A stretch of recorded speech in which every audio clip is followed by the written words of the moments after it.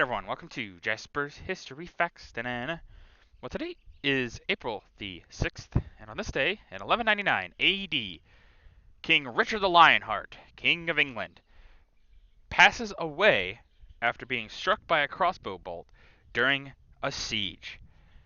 He subsequently gets gangrene and dies from the infection. So, Richard the Lionheart, probably one of the more famous kings of England. The only other one that's probably more famous than him, I would say, is in the general public. It's probably uh, King Henry the Eighth, um, probably.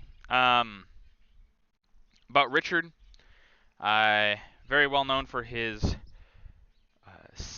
time in the Third Crusade specifically. There's some stories about him with Saladin as well. But um, he is, and I will say, he is the King of England.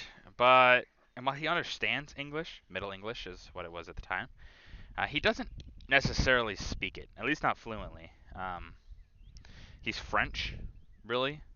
Like his father, Henry, funnily enough, uh, his father is King of England, and his mother was Eleanor of Aquitaine, probably one of the most famous women in French history, really, in European history, one of the most influential, um, and even English history at that. Um, but he very much prefers French tastes, um, kind of taking after his mother, you could say. Uh, and honestly, he kind of has a right to the throne of France as well. His father really wanted that throne of France, and realistically, it's not impossible to think that under Richard, it probably could have happened. But obviously, he dies a little prematurely here.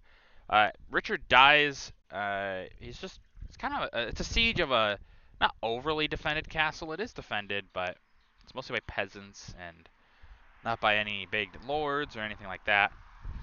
And Richard is out there on the field talking to his men, things like that. Takes a crossbow bolt to the shoulder. Um, it develops gangrene and passes away. Uh, really shows that it doesn't really matter who you are in the medieval times. Basically, anything can happen to you if you're not careful. Um, Richard wasn't, and you could see where that led him. Would have been interesting to see what would have happened if Richard would have lived a little bit longer. Some of the strife and stuff like that happens in England maybe wouldn't have happened. But to be fair, he wasn't really the best English king, so it might have just continued or gotten worse. Hard to say. But now you know.